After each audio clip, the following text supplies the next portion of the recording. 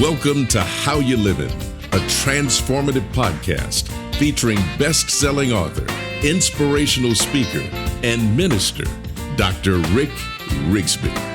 And now, Dr. Rick.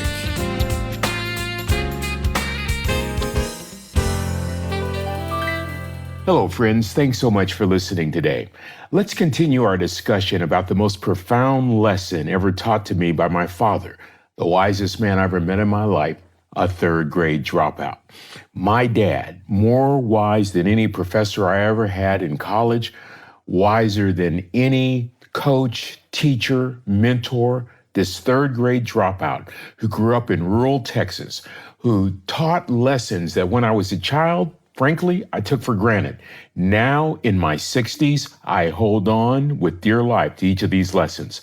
Lessons like, son, don't judge people. Everyone is worthy of dignity. No one is beneath you. Judge no one. Lessons like, son, you'd rather be an hour early than a minute late. I can hear Aristotle, the great Aristotle, saying you are what you repeatedly do. Therefore, excellence ought to be a habit, not an act. That is what my father was saying. You'd rather be an hour early, son, than a minute late.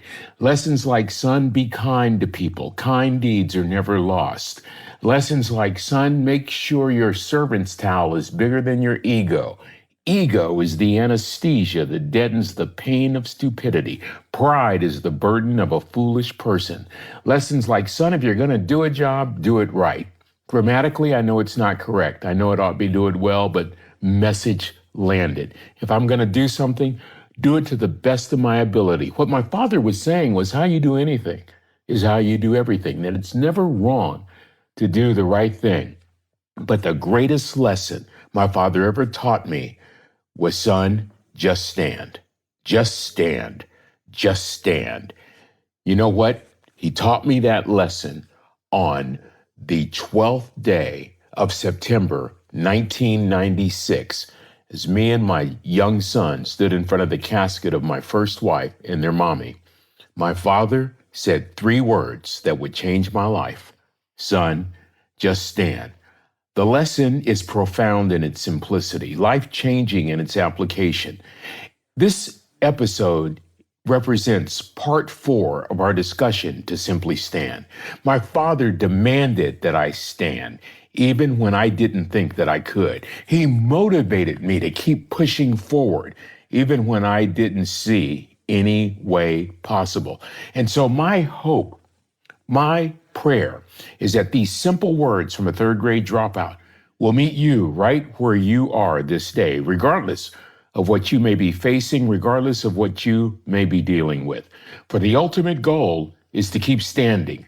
Something that my dad practiced his entire life, something that World War II generation practiced, something that the people of this great country have been practicing for hundreds of years. I happen to be recording this series around the time that we observe the national holiday commemorating the birthday of civil rights icon Martin Luther King Jr.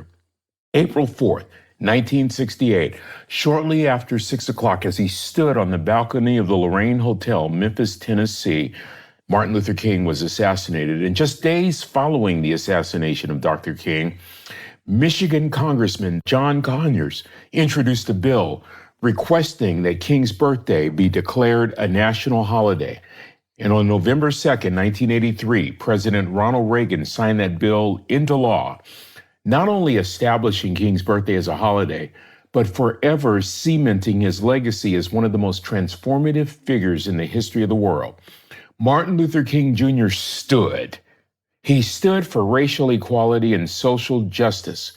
Friends, one man stood, and his courage to just simply stand influenced an entire generation. His convictions challenged a divided nation. His actions transformed men and women worldwide. King's life, I think, can be summed up in one word: stand. You see, rarely is standing convenient or popular or in style. In fact, when King came on the scene in 1955, oh boy, He was facing a mountain that seemed impossible to climb. Let's go back to Montgomery, 1955. Montgomery, Alabama. America was at a racial crossroads, but history would be altered when one man encouraged many to stand. Often, that conviction is produced by an exigence. An exigence, denotatively defined as an imperfection marked by an urgency. So an exigence can be personal, like a health issue or a financial crisis. Or in the case of Martin King, the exigence is social, societal.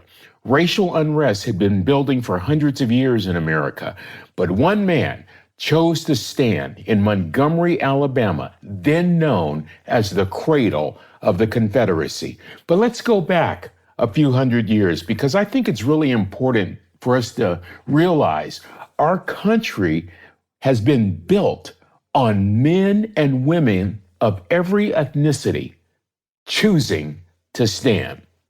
I'm going to pick it up with the American slave trade, the Atlantic slave trade. The Atlantic slave trade from the 16th to the 19th centuries. You know, America was rural and agrarian. Labor becomes the justification for slavery. We have 12 million people, mostly from West Africa, that came unwillingly to the United States. 2 million roughly died en route. It's important to note that they did not come as slaves. They came as kings and queens and village leaders and chiefs and tribal leaders and medical doctors. Families were destroyed. Histories were lost. Dignities were shattered. Slave labor built a plantation economy, mostly with crops like sugar and cotton, tobacco and coffee. Here were the effects. Slavery was morally devastating. We know that. Spiritually debilitating. We know that.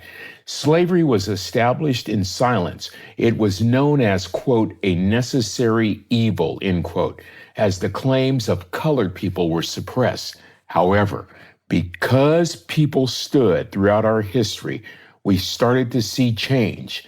Not real fast, but a change here, a subtle change there. In colonial America, slavery moved slowly from a necessary evil to a positive good, at least according to the masters of the day. But still, America was gripped with a colonialism as whites talked to other whites about the roles of people of color. Men talked to other men about the roles of women.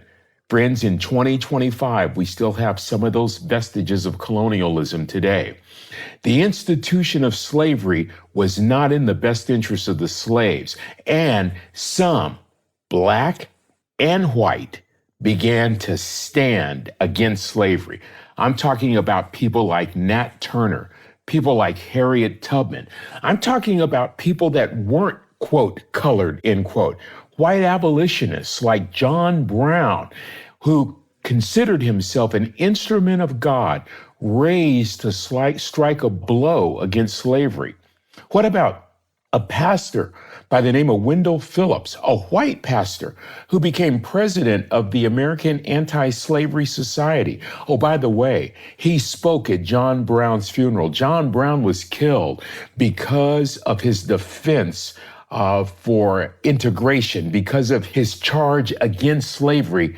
John Brown was killed, and at Brown's funeral, Pastor Wendell Phillips said these words, quote, "Some men struggle into obscurity, while other men forget themselves into immortality." Wow. John Brown was killed because of what he believed. A third-grade dropout daddy who spent all of his life challenging me to stand said this to me on one occasion: "Son, if you have nothing to die for, you have nothing to live for." Another white abolitionist who stood, William Lloyd Garrison, one of my personal heroes. He was a journalist who published an anti-slavery newspaper called The Liberator.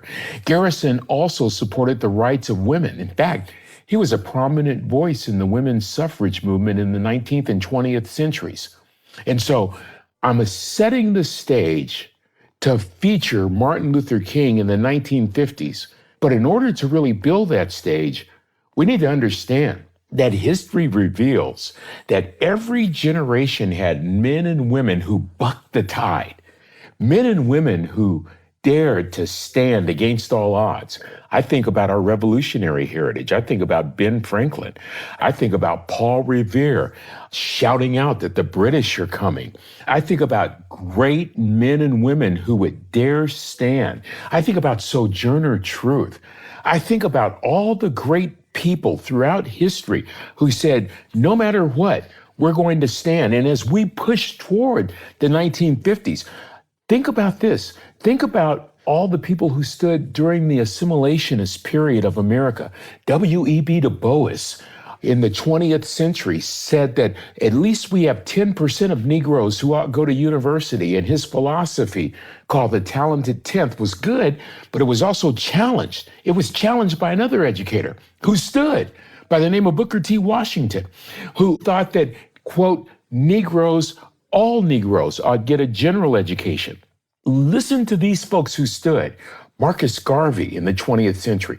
He was the head of this organization called the United Negro Improvement Association. How about A. Philip Randolph, who stood in 1925 when he established the Brotherhood of Sleeping Car Porters? How about Adam Clayton Powell, one of the first few Negro congressmen in 1945? In the field of sports, Jackie Robinson, who broke the color barrier in 1947. Long before Tiger Woods, there was Charlie Sifford, first African-American golfer in 1951. How about this? How about a man that was denied going to law school in his home state of Maryland? So he goes about an hour away to Howard University, gets a law degree, starts trying cases, splinter cases, one by one, that led to Brown versus Board of Education, May 17th, 1954. Brown versus Board of Education was argued by Thurgood Marshall, Howard University. It was a landmark case. It overturned Plessy versus Ferguson from 1896. Brown said separate and equal facilities, unconstitutional. One man standing. How about Fannie Lou Hamer, who challenged America by saying, is this truly America, the land of the free and the home of the brave? How about Ella Baker? How about Joanna Robinson and the Women's Political Council? There were many who stood that, we may not know their names, but that doesn't mean that decades, centuries of histories in America record people who stood. We have people who stood in the Negro Baseball League, in jazz music, in education, medicine, the law. How about the arts? How about Bessie Smith? How about Nat King Cole? How about a white president named Harry Truman? This was an unpopular decision in 1948, but President Harry Truman signed Executive Order 9981 with one stroke of the pen. The United States Air Force, along with all other branches of service, were integrated. Friends, many have stood, and here's the point. When one dares to stand, the impact on others is seismic. We're going to pick it right up, right there, the next time we're together. Well, that's going to do it for this episode. Until we meet again, let me ask the most important question I can ask. How you living? Are you ready to make an impact in your world right now? Do you want to stop existing and start living your best life right now? Dr. Rick wants to give you the first chapter of his best-selling book, Lessons from a Third Grade Dropout, absolutely free. Just go to www.rickrigsby.com/free gift to get the print or audiobook right now. This is thepodcastfactory.com.